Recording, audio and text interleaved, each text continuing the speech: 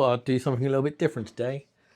Anyone who's old enough to remember, who would probably be most of my channel, Top Gear had the cool wall. So I'm going to run through some bikes from the 90s, early noughties, mostly two strokes. Actually, yeah, I'm going to make it just two strokes today. And I'm going to rate them. And some of it might be controversial.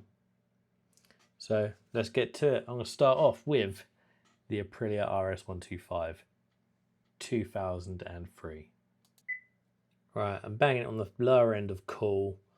It's an alright bike. There are two variants, full power and a non-full power. The full power had a power valve. The non-full power didn't.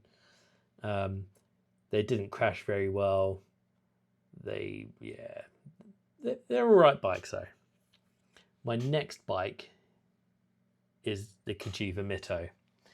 Now, I know people love these bikes because they look like a Ducati, but with that comes the Italian problems.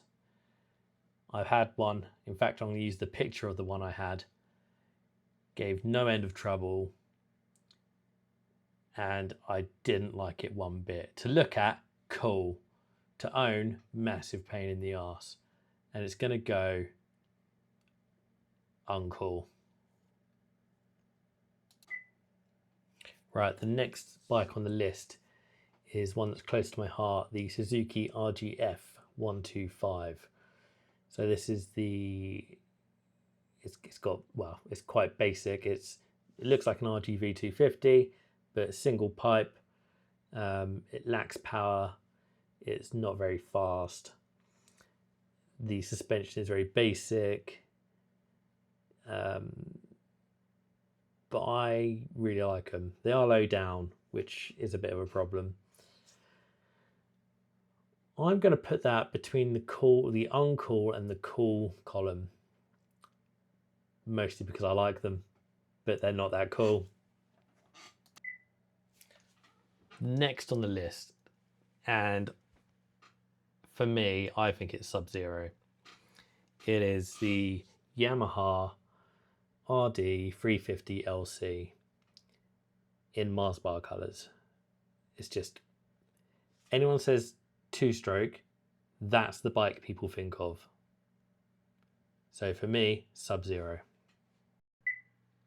Up next is the Yamaha Fizzy. I'm going to upset people, and it's going into seriously uncool. I just don't like it. I think it's very small. There's nothing about it that makes me want to have one. And I don't understand how people are paying 10 grand for these, but there we go. Yamaha Fizzy, seriously uncool. Next on the list is the Suzuki RG 500 Gamma. Now, I've never owned one, but what I understand is the brakes were rubbish, the suspension was rubbish, but if you cut them up and put them into an RGV 250 frame, they become a very good bike. So for that reason, I think cool.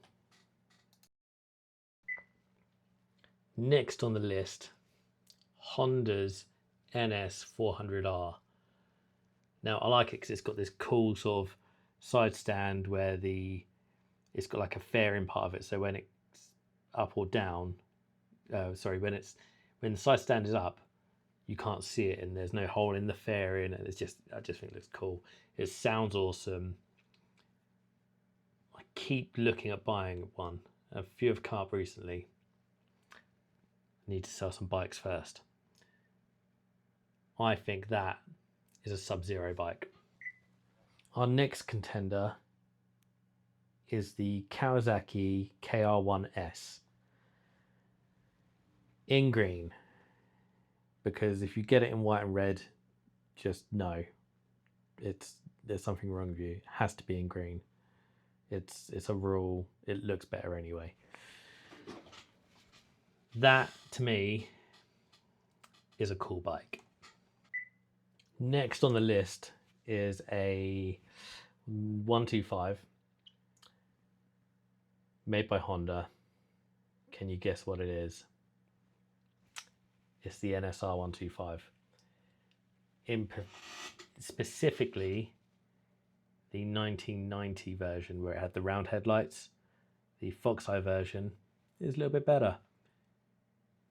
Still wasn't a massive fan, but this one, very uncool. The last one on the list is an Italian one. So you'd think pretty, stylish, elegant. No.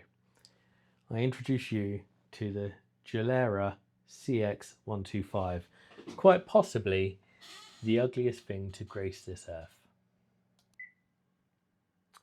And I think with that, we will call it there. If you liked this this cool